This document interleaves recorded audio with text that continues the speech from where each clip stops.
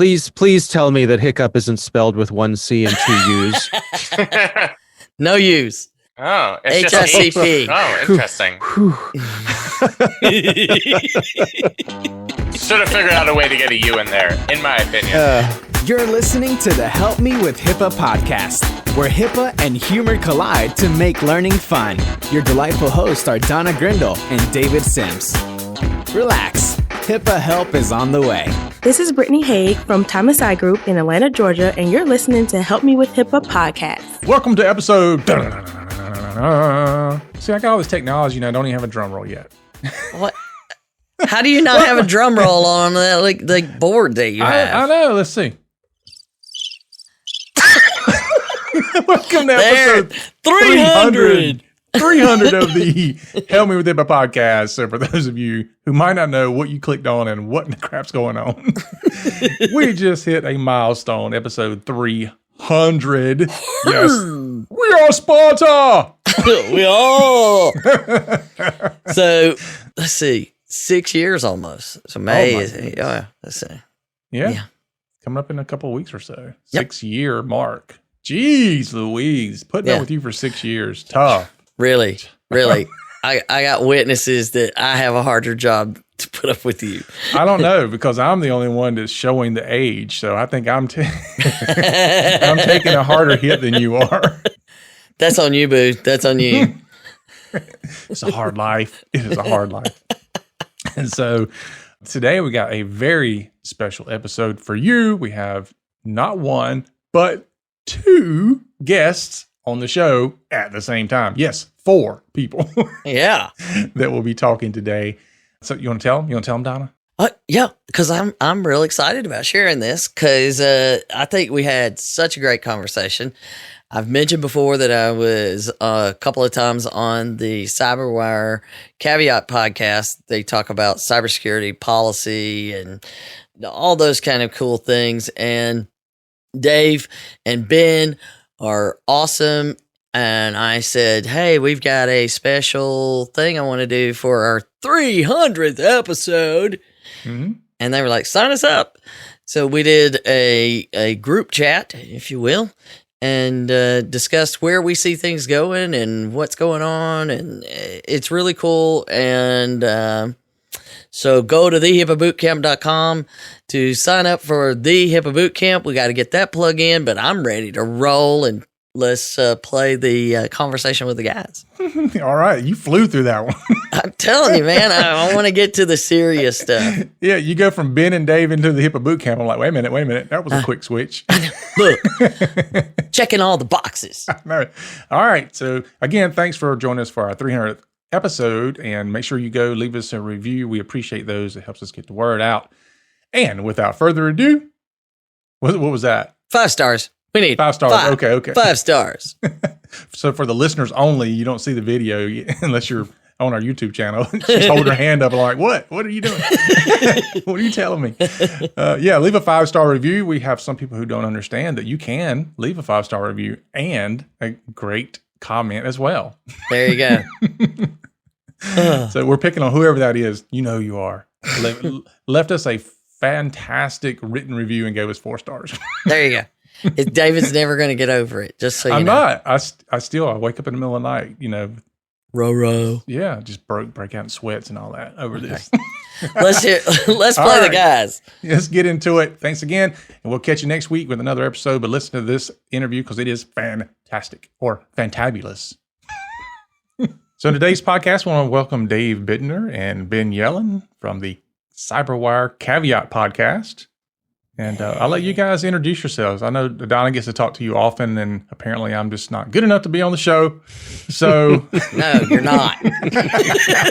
We're very selective. Yeah, I see that. That's okay. That's okay. Well, as I think you are well aware, Ben and I are founding members of the Donna Grindle fan club. In fact, it's just an oversight that we're not wearing our Donna Grindle t-shirts today. Yeah, I got your order. I did see the order come through. Check my mailbox every day. And thanks for the renewal. You guys are the first renewals that we've had to the Donna Grindle fan club. So So thanks for that. Well, I think every important decision in my life, I reflect for a moment and I wonder, what would Donna do in this case? And that's how I lead my life. But thank you for having us both. As you mentioned, I am the host of several podcasts over on the CyberWire. We have our daily cybersecurity podcast, which is a brief news program that we publish every day. But then also we have some other shows. The show I co-host with Ben, which is called Caveat. That's our law and policy and privacy and surveillance show. There's another program I co-host called Hacking Humans with my colleague Joe Kerrigan. That's about social engineering and a variety of other things we do over the CyberWire, but those are the main things. Ben, how about you? So my name is Ben Yellen. My official title, which is kind of a long tongue twister, is the Program Director for Public Policy and External Affairs at the University of Maryland Center for Health and Homeland Security. I am a lawyer by occupation. And aside from co-hosting Caveat with my partner, Dave Bittner, I also teach law courses at the University of Maryland School of Law, do some consulting work. I've worked on a project with the National Security Agency, setting up a national publicly available curriculum for cybersecurity law and policy issues. Oh, sweet. All right. Okay, now I know why I'm not on your podcast. I will say though, I love that Hacking Humans when I listen to the news and all of that because nerd news, I'm addicted. But the Hacking Humans when it's like sometimes it's like, wow, that never even occurred to me. But that's what social engineering is all about. Yeah. So we highly recommend that if you're interested in learning some of these things, check out their podcast, which of course is policy. So. No, I was interested. I think I sent an email when I saw the second one. Mm-hmm. Well, I think we made the mistake of mentioning something that had to do with HIPAA, and that set off your bat signal. And,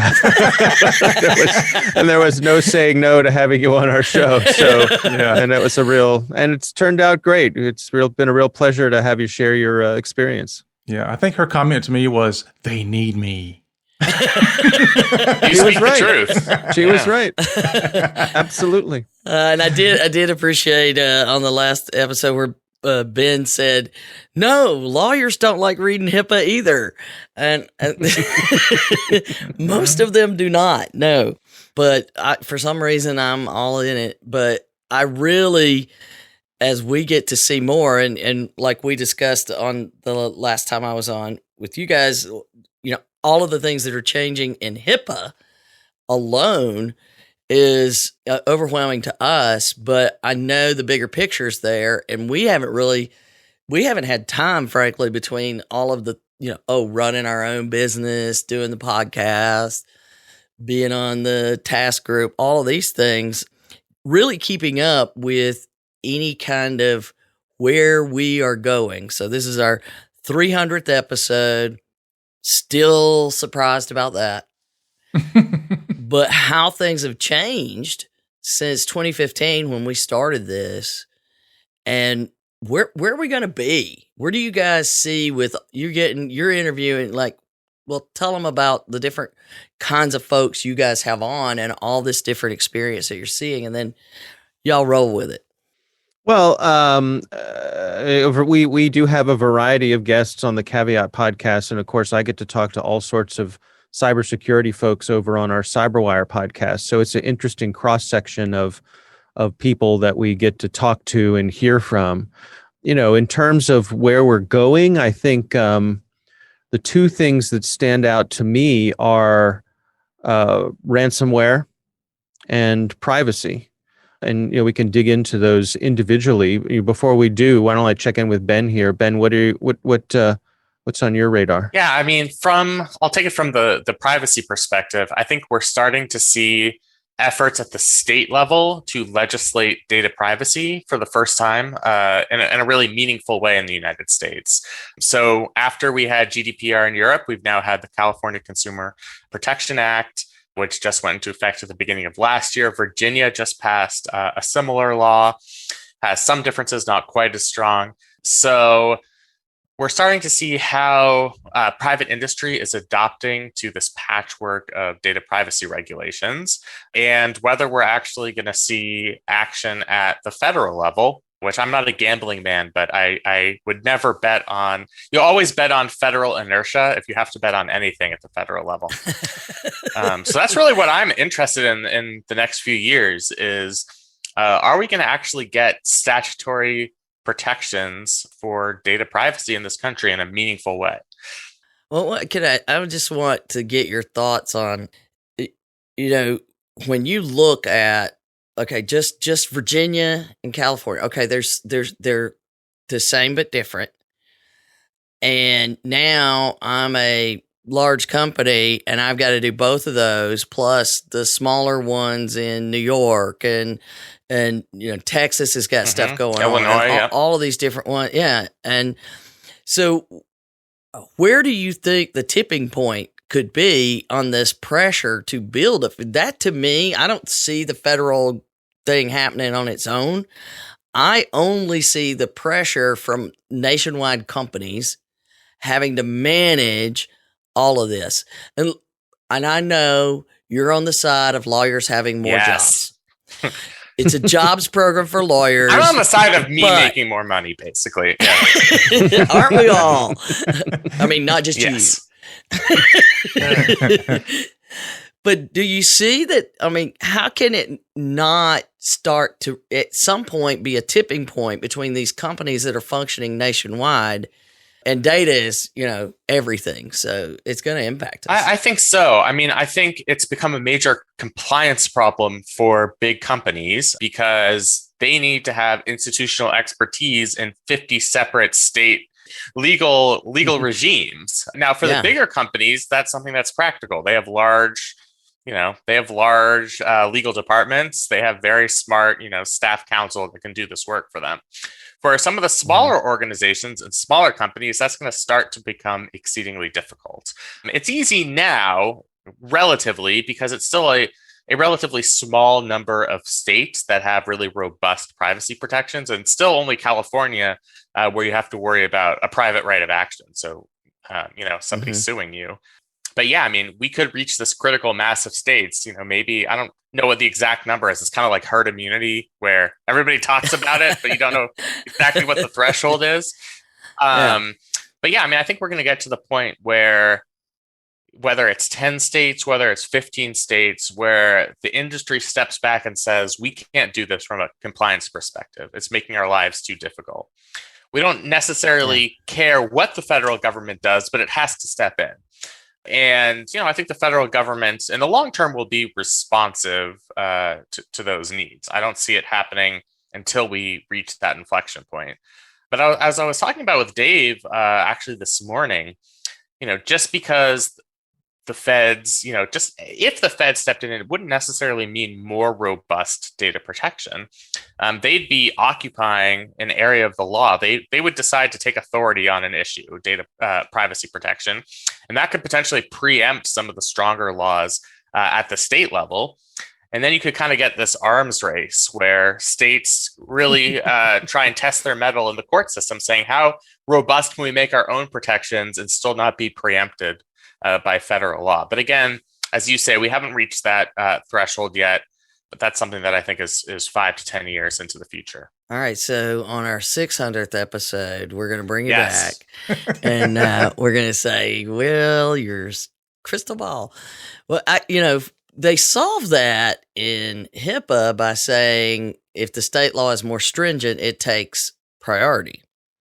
And the way that the OCR folks I work with, the easiest way to decide is what gives the patient more rights. That's the one, what's going to give them more protections. And I think that the reason we haven't gotten anything passed in the Congress is that one tipping point. As far as I know, that's what everybody argues about the most is, which one's going to take, which one's going to be the big brother on the block. And by the time all of these states get out more stringent ones, we're not going to be in a place where that'll be something they can negotiate any further, I don't think. Right. But at our world, we just know it's going to get tighter. And we worry about making sure that you can prove it. That's our new motto. at Cardin. And a big reason of that is what we're seeing happen in the ransomware world and these layers of extortion that are coming across. I can't even personally say that I can keep up with all the different ways they're planning or offering their affiliates to attack on these ransomware as a service. Is it as bad as it feels like to me? Yes. The answer is yes.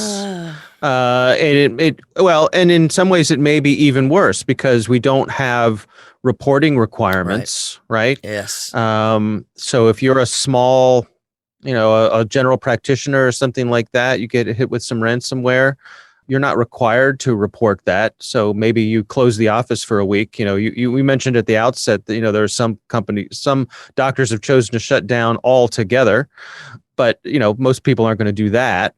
So it'll be interesting to see what kind of reporting requirements may come online. That's something that I know the Biden administration is talking about. So one of the things that I'm really interested in as we look forward to ransomware, and if we track the evolution of ransomware. So we started off with the bad guys coming in and just encrypting your stuff and saying, okay, you want the key, pay us some money. And so people responded to that and they started making robust backups. They started putting their backups offline. They put programs in place so they could restore those backups quickly. And so the baddies responded and said, oh, fine. So before we encrypt your data, we're going to exfiltrate some of your data. We're going to upload it to our own servers. And so if you don't pay us, we're going to start releasing that data. And now you've got a world of hurt from that. And Donna, I would imagine that sets off your HIPAA bat signal as well, right? Well, in 2016, OCR said they provided guidance that any ransomware attack must be evaluated as a potential data breach. So we've been under that and trying to get people to understand that forever. And now there's proof they're exfiltrating. Yeah, that freaked me right on out the first time I read it. You're right. I was sitting in the corner sucking my thumb.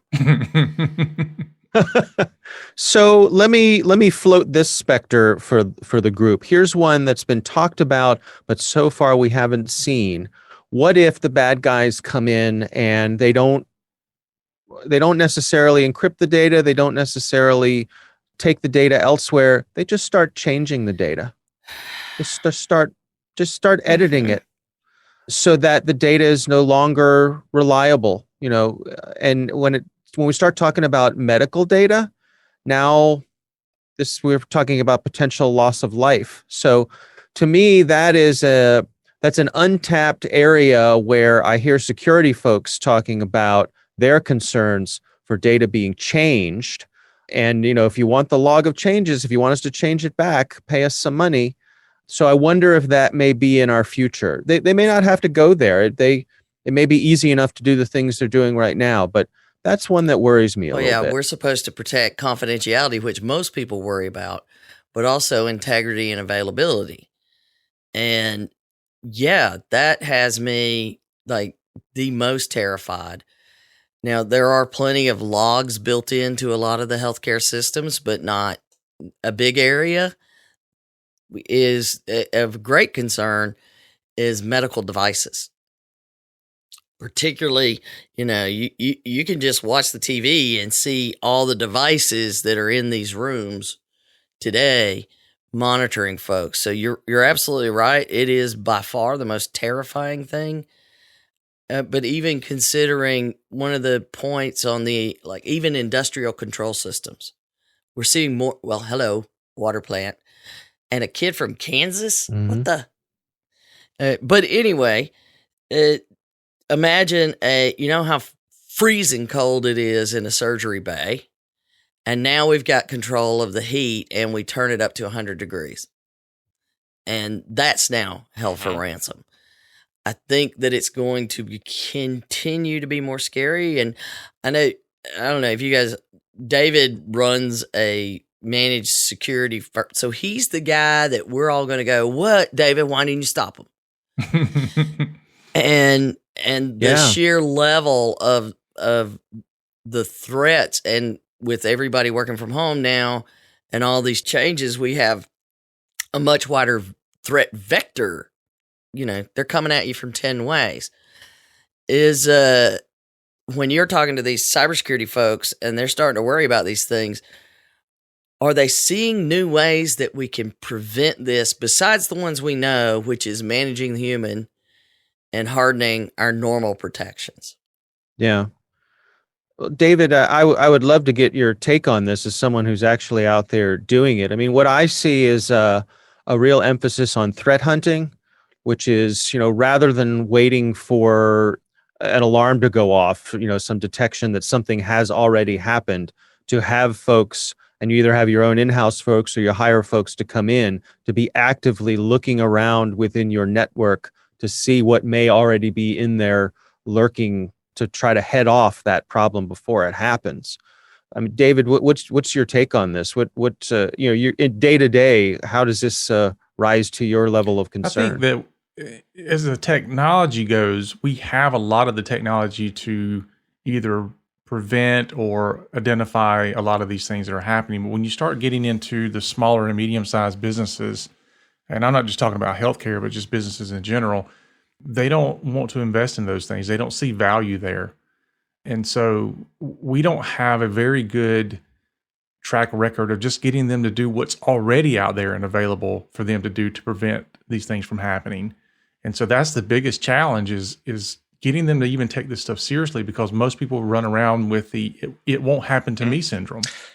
And that's a challenge. I think at a certain point, we're going to hit critical mass where it has affected every single industry. So whether it's your organization or not, one of your peer organizations has been affected.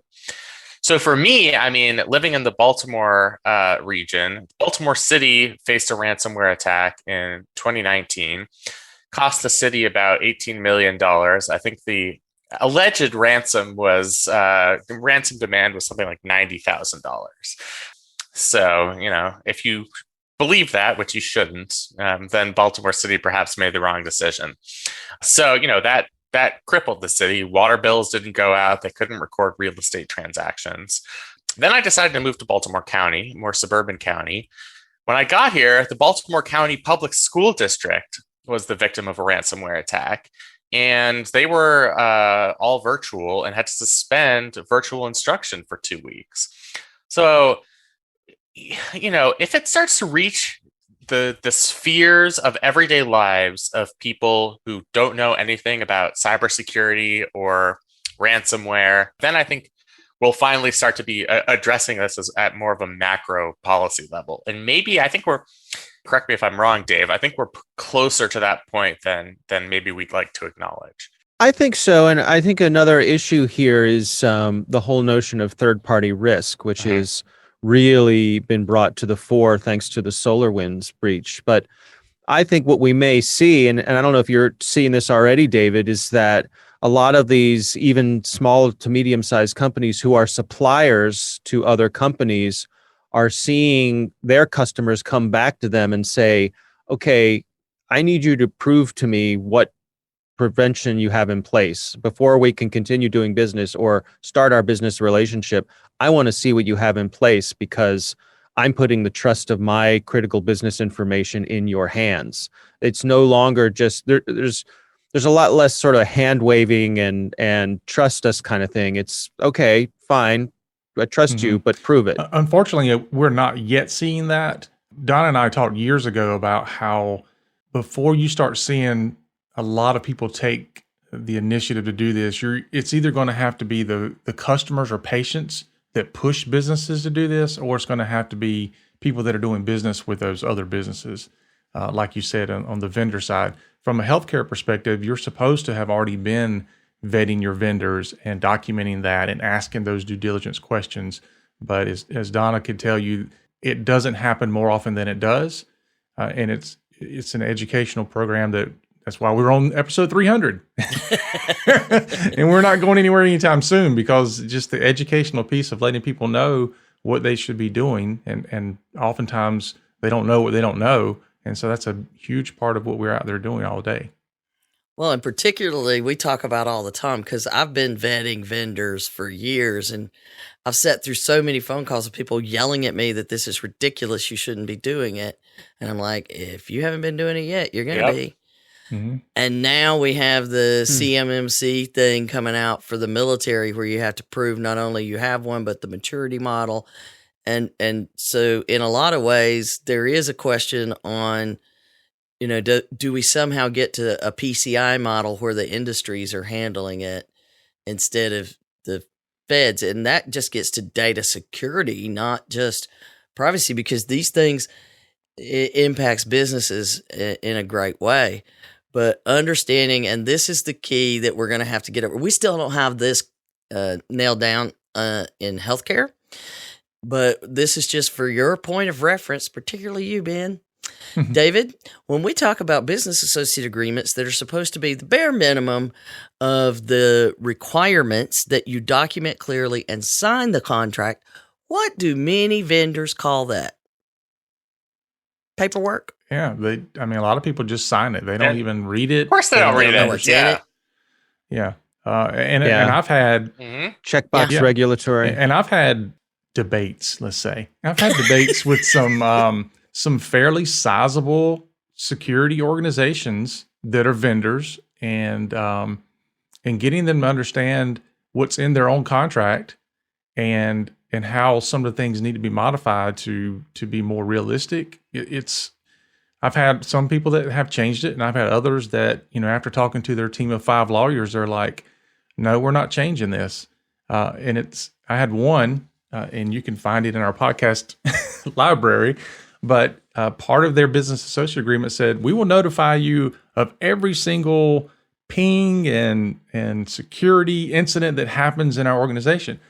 And so I asked the lawyers, I said, well, how are you going to notify me of this? Because I need to know how I'm going to get all these thousands of messages a day of all these things happening. And they said, we're not going to notify you. I'm like, but your business associate agreement says you are. Okay, but we're not. So, yeah. So when we know we're looking at all of that and what you guys are seeing, so you've got the legal part. Okay, I've got a contract that says we're going to do it. Dave's seeing that the stuff's coming at us like crazy. What happens when it blows up? We know what happens when it blows up within our HIPAA world, but what happens in general business where you're not dealing with those legal regulations? What happens today? Are there any protections out there? Are y'all seeing any, hey, you did bad? Well, I think it's an important point that I think one of the things that is also driving, let's go ahead and call it reform when it comes to how people are approaching this stuff, are the insurance companies, because they also have their hand in, and they're saying, look, if you want us to insure you, you have to do these things. And more parts of that are cybersecurity and are going to be cybersecurity. I have a friend who's an insurance agent, business to business insurance agent. He was saying that, he likes to use the phrase "a wile e. coyote smoking hole in the ground." Like what happens, and he'll use that with his clients. He'll say, let's just do a thought experiment. What happens if you come to work one day and where your business used to be, there's a wile e. coyote smoking hole in the ground? What are you going to do? Right. And that sets people's imaginations running. I don't know what happens from a legal point of view. I mean, Ben, what would happen from a legal point of view is, what David was describing there, where in the contract, the client says they're going to do something.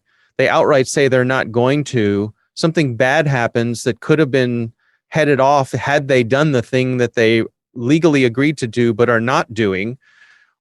Where are we there? There's a private right of action. You could be sued for breach of contract. Now, of course, those lawsuits really rarely make it through the full legal process. They're almost always settled, just because you'd have to get into the minutia of what a particular provision means, how it was understood by the two parties at the time it was drafted. Maybe it was based on an interpretation that was no longer relevant in light of evolving standards from, NIST or somebody else.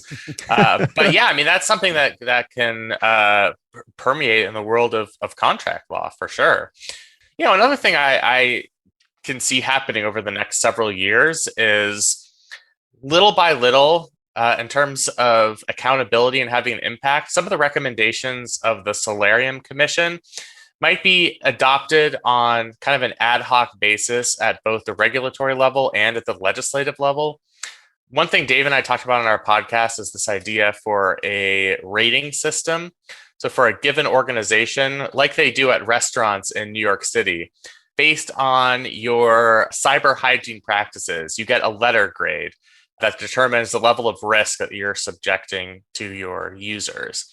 And maybe that's a way of holding organizations themselves accountable, whether that letter grade is simply, something that might hurt their reputation, or if there's a tort case, if there's some sort of liability case, maybe that's evidence that you're not up to industry standards.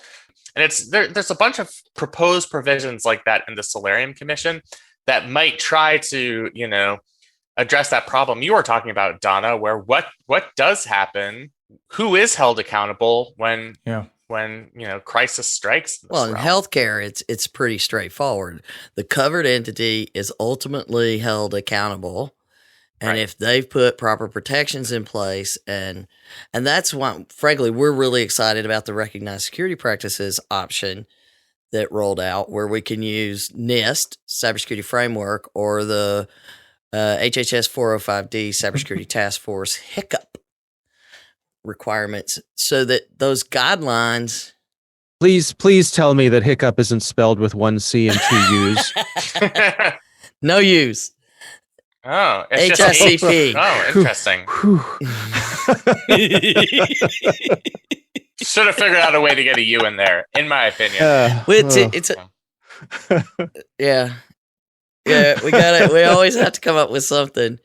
But I personally, this is something that I have always tried to build into things as a consultant, to be able to say, look, this is not just my opinion. I'm using standards. And if you use standards, then you don't have to say that's what Donna said. You say, Donna said this is the way I do what NIST said, or any of those other things. So I think those standards, and certainly what they're doing with the NIST cybersecurity framework, would help it, because, twofold. We've got who's responsible, but how does a business prove they are being responsible? And that we in healthcare have organizations that go through and charge, couple $100,000 for you to get certified, particularly like high trust certified. Well, but the thing is, when you have that, that's a point in time certification. Right. And tomorrow I'm hit by ransomware. So it's like getting a negative COVID test. You could acquire it in the next 24 hours, and that test is no longer relevant. Or you just acquired it when you were taking the test. But exactly. But that's the big thing that we see happening, like the huge Anthem breach that had 80 million patients. Mm-hmm. They were high trust certified when that happened.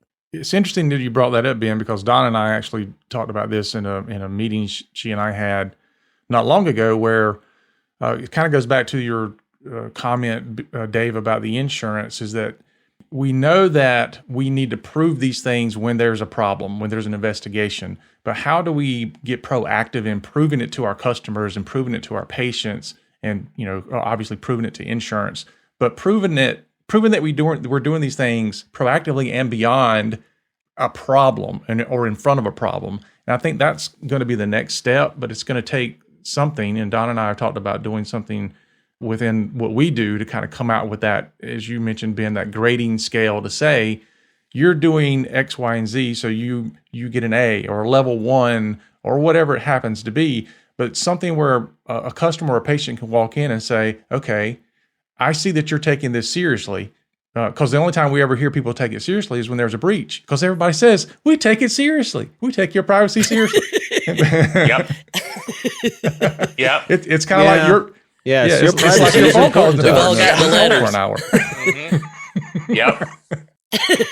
Right. Yeah, exactly. Well, I mean, thinking about the rating system, which I think is a good idea, partly because I think a lot of organizations can sort of get caught up in check boxes where they say, well, we've checked all the boxes, Yeah. we're good here, right? And if you have a rating system in addition to that, think about if you're looking for a hotel, the hotel I'm shopping for when I want to take 2 weeks off and have the vacation of my life is different than the place I need to crash for the night while I'm in the middle of a road trip, right? And similarly, I'm just going to make something up here. The security rating of the organization that's going to do my open heart surgery may be a different priority to me than where I'm going to go to get a wart removed, right? But I should be able to check and see, and hopefully if we have ratings, that the wart removal clinic is gonna up their game because they'll see their customers fall off if they're not getting good scores. It's funny that in the healthcare sector, we have those types of quality measurements, in all different sorts of realms, not just in HIPAA compliance, but, like hospital-acquired infections. You can look at which hospitals are most prone to their patients having hospital-acquired infections. I think that really does offer a lot of promise, is having some standard and then some context. If you know that most organizations are A-rated organizations and you seek to do business with an organization that has a B rating, that really might change your behavior. And I think that's the purpose of it. Yeah, the hard part's going to be that educational piece to make the public aware of what it is and why it's important. Yeah. Yeah. And if you're in an ambulance, you don't get to look up their, like you're on your way to whatever hospital they're taking you to. So there has to be a baseline standard there. In a lot of places, there's only one place you can get that wart removed. Yep. And Right. And in the healthcare system, particularly, a lot of the changes we're looking at is interoperability, so that we're all connected all the time and your records move around at will. And we'll see that in other industries, that sharing of data about individuals, whether we want it shared or not, is happening. Well, that's a fascinating point too, and I'm really curious what both you, Donna, and David think about this. I mean, I think about the devices I have in my life now. I have an Apple Watch. I have a connected bathroom scale, that communicates with my phone. So through my watch, through my scale, I have these devices that are logging my personal health information. And I want to do that, and I like it. It works for me. It helps motivate me to keep me in shape. And, I like the idea that there's a device on my wrist that if I take a fall or it senses that something's weird with my heart rate, it can ask me if I'm okay. And if I don't respond, call 911. These are all good things, but is my Apple Watch a medical device? And where do we start? If we have this strong desire from the public to embrace these devices and they see them as being a good thing, how do we start bumping up against some of the restrictions that are already in place to say, yeah, but if you want to measure that, and it's not just for entertainment purposes, where do we cross the line there that this is something where, no, you actually got to be a doctor to get that information? Well, that is a huge discussion within the healthcare industry of, a lot of people think everybody's covered by HIPAA. That if you're a doctor, you're covered by HIPAA. That's not true. It's only those that accept payment and process an electronic claim. It's that perception alone is incorrect. And then it goes further to say, well, it's healthcare stuff. So, and I see these. There are two things I see on, in the legal community that are invoked more often than necessary. One is the Logan Act about communicating with a foreign adversary. The other is, this is a HIPAA violation. We hate that so much. Both of those things are those allegations are true a very small percentage of the time because, as we know, HIPAA applies to covered entities. Most of the hypotheticals that you see are discussing things that are not covered entities. It's just funny how that happens. Don't forget the business associates.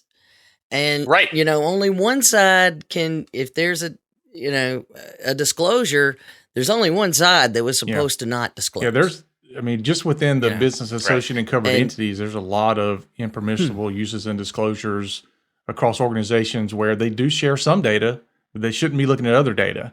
And we see that often as well. Right. Yes, I need to know the phone number. Right. Well, here's their entire life history. Yeah, exactly. And that is a big problem, is limiting the HIPAA specifically asks for the minimum necessary. But on the flip side of that, these new information blocking and interoperability rules say, give us anything we need when we ask for it. So we're headed into, even in healthcare, which has not been good at it, even though they're regulated, which I think we can all agree. We've gotten enough letters. They haven't been good at it. And now we're going to make it more, in some ways, confusing, but in other ways, more broad as far as the amount of data that we have to deal with. And it just keeps growing.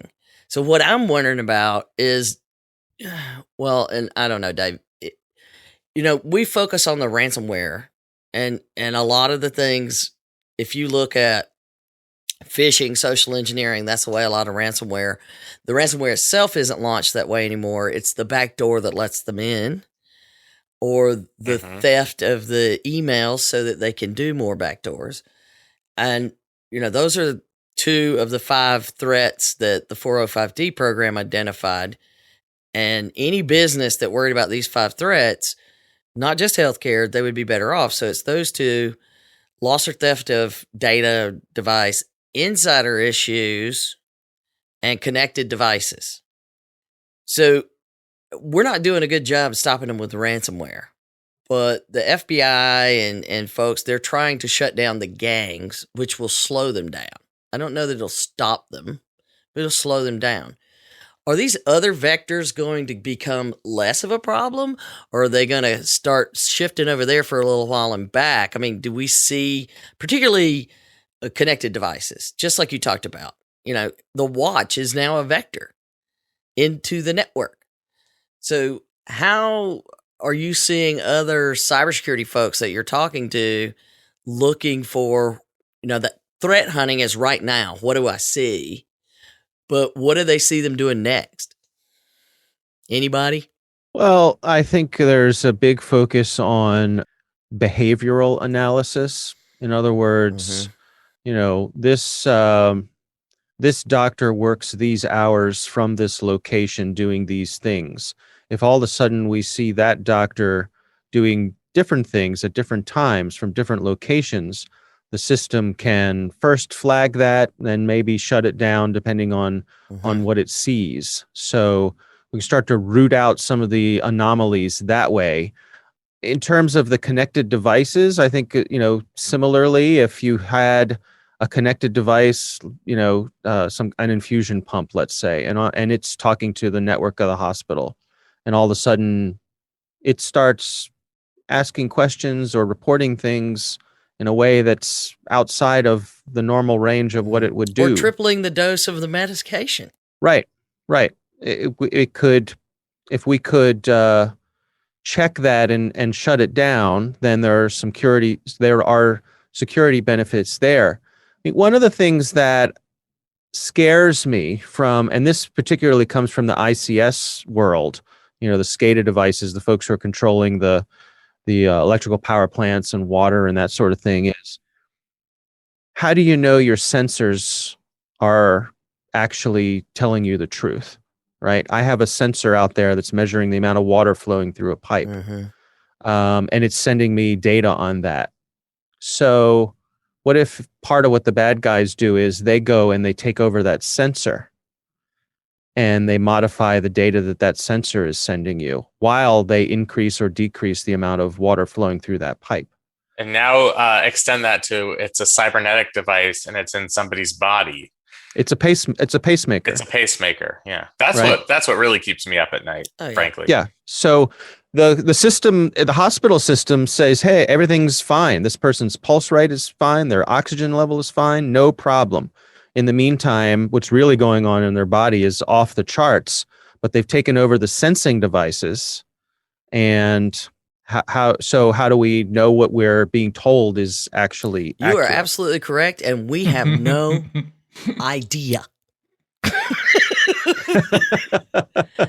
Well, I mean, there are people working on these very hard problems. So, they're recognized and they're out there doing it. But luckily, they're way smarter than us. So I also think it's worth noting. And I had this message given to me by someone who worked in the automotive side of things, because we were talking about how with connected cars, it's been demonstrated that, bad actors can get in, they can take over a car, they can control things like the steering, like the brakes, all that sort of thing. And he made the point to me, he said, look, most of these very, very few bad people out there are looking to kill anybody. It's not good for business to be out there killing people. They want to make money. So these stories attract our attention because they're very provocative. What all of a sudden your pacemaker goes nuts or your infusion pump goes crazy. Well, yeah, but it's kind of like, a successful parasite doesn't kill the host, right? Because then you'd have no more hosts to feed off of. So I think it's important to keep in mind that while we consider these problems, we not get carried away that there's going to be massive loss of life here, because it's really not in their best interest to go down that path. And not to mention that it attracts law enforcement and in a way that other mere financial loss doesn't. Well, but I also see it as the next level of ransom. We show you that we do have control. Yeah. Now pay us. Yeah. And oh, by the way, we wanted you to pay us a little more than that. Yep. And we won't tell anybody that we have control of the CEO's pacemaker if you pay us. Those are the ones that to me are much more, it's the threat of what they can do. But that's, again, what we're talking about.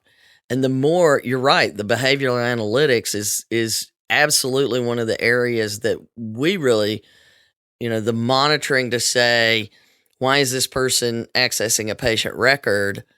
One of our buddies that we're due to have on the pod, we need to have him on the pod. He's hysterical, but their company looks at those accesses and looks for those problems of why all of a sudden are you accessing over here? And, you're normally the process for our patient is this, but now all of a sudden it went down here.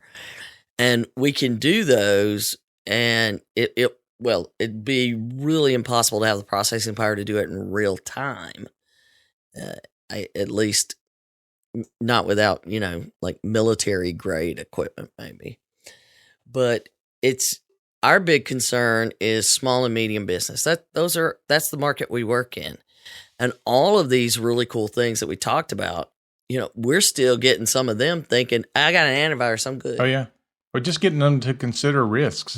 You're doing all these things. Has anybody sat down to consider what risk that new copier has brought to your organization? Or even getting rid of equipment. I mean, I can't tell you how many times I've had people donate equipment and I'll say, did you pull the data? And they're like, no. I'm like, are you serious? Why would I do that? Yeah. My problem. And so just things like that where it's just having somebody sit down and say, okay, let's consider the risk of fill in the blank.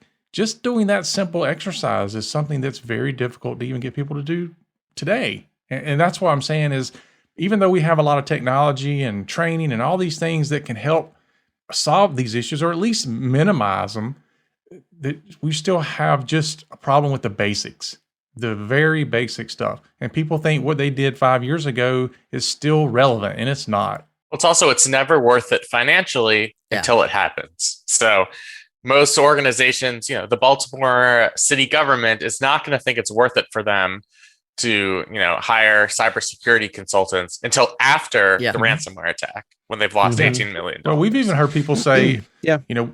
David, we've done business with you for 5 years and there's never been a problem. We don't know why we're paying you. I'm like, Yeah, that's one of the big challenges with cyber is that, hey, we spent all this money and nothing happened. Good for, That's good for great. us. Yeah.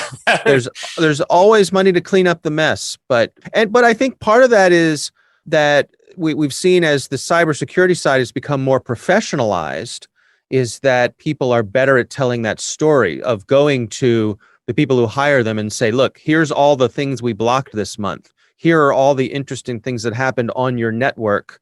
Here are the numbers of what we're actually doing here. And by the way, here are some comparables. Here are some other organizations who are around your size around the country. Here are some of the things they've fallen victim to, this quarter that we've successfully blocked. And I think if we could do better at telling those stories, we'd get better buy-in from the folks who are writing the checks. I love that. That's like the tip of the day. David, make that happen. all right. All I heard was you still have to prove it. Yeah. Prove it. It's the loop. And Yeah. I am just flabbergasted sometimes at the lack of concern that people who are running multi-million-dollar businesses have about this.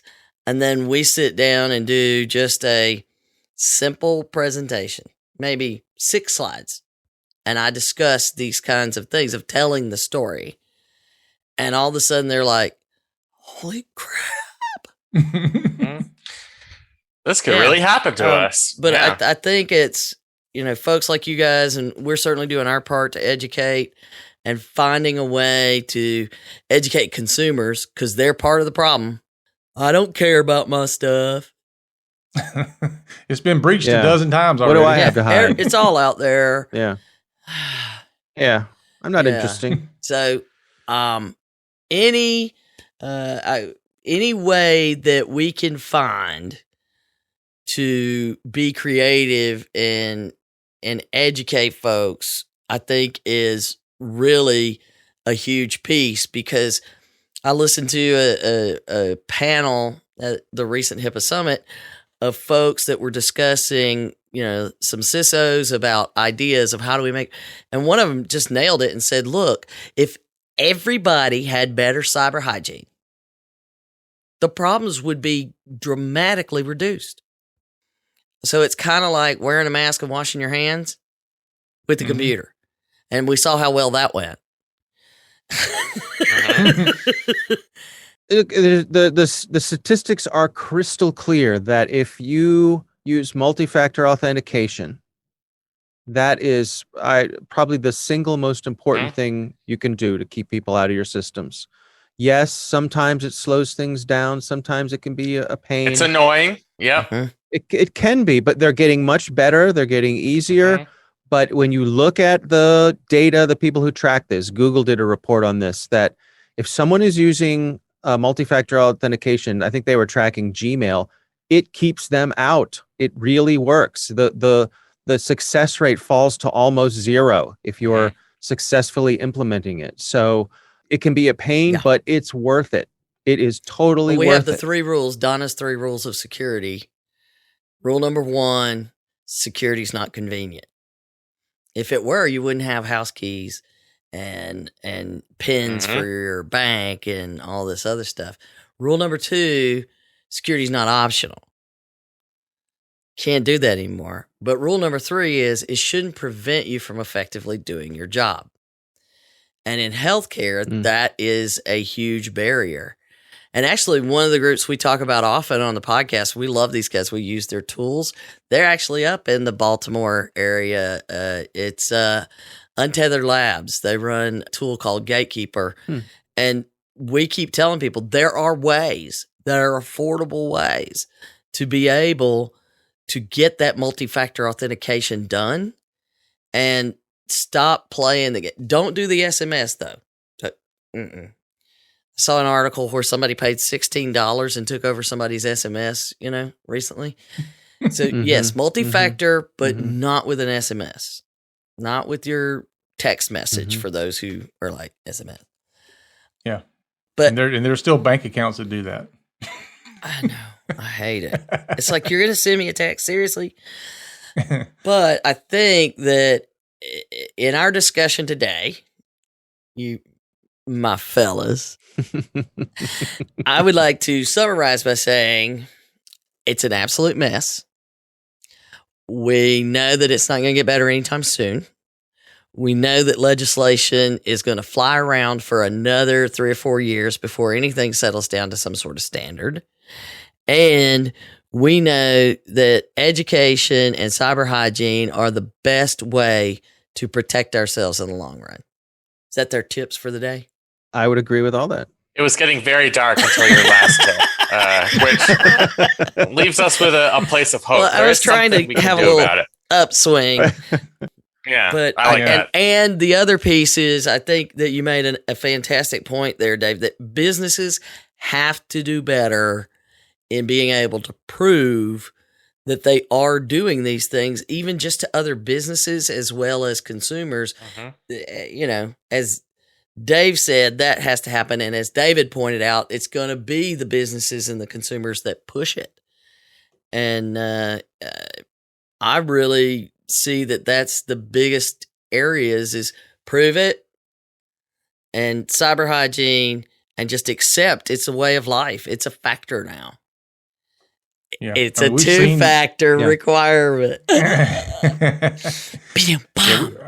We've seen the difference between legislation forcing you to do something and the public forcing you to do something, and the public always wins. Well, you know, even though if you'd done and this is the thing that we talk about with HIPAA all the time. I've actually had people yell at me, I can't understand why they're making us do this. I was like, well, you know, if you'd done it all along the previous 10 years, this would be just tiny incremental change. Yep. But it is the world that we live in, and we appreciate what you guys are doing because you're touching all these other areas. You know, we're busy enough, and we think we need more, as in the South, more preachers. Evangelical cybersecurity nerds. Oh, I like that as my new title. It might, that might work. Although I like the part that you have external affairs in there, and I will be using that somewhere. It will fall into my title at some point, just to be able to say external affairs. But, Mr. Sims, you got anything else to add? Because I think we've taken these guys' time long enough. No, I could talk to these guys all day. I know. It's been great. Just have to put the beer down and walk away. I know. It's too bad it's early. Well, thank you for having us. Yeah. But anything you guys want to add as a parting shot to our listeners? No, thank you for having us. And we've loved having you on as a guest on our pod, and come back anytime. I think I can speak for Dave when I say that. Absolutely right. No, we're looking forward to continuing the conversation. So thanks for having us. It's been a lot of fun. All right. Well, we really appreciate you guys. And anytime that you want to hear from us, and sometimes when you don't, you can count on it. Yeah. And just as a parting reminder, tell everybody how they can find you and your podcasts. The easiest way to find all of our stuff is to go to thecyberwire.com. The show that Ben and I do together is called Caveat, and it's a weekly show. We hope you'll check it out. All right. And good karma to leave a 5-star review. Just saying. Yeah. Yeah. We've had one recently that was like, amazing, great podcast, 4 stars. And I'm like, what? These people just don't get it. Yeah. Yeah. They don't live in our world of, oh my God, we got a 4 that's going to take 100 5s to fix. Yeah. So anyway, so thanks again for joining us, guys, and we look forward to talking to you again. Thank you. Take care. You've been listening to the Help Me with HIPAA podcast, hosted by Donna Grindle and David Sims. The show created to help you with HIPAA. For more information or to ask us a question, visit our website at helpmewithhipaa.com. Neither Donna Grindle or David Sims are attorneys, and they do not offer binding legal advice concerning regulatory compliance. The information in this podcast should not be relied upon or construed as legal advice in any way. Consult your attorney for legal advice concerning compliance with HIPAA regulations.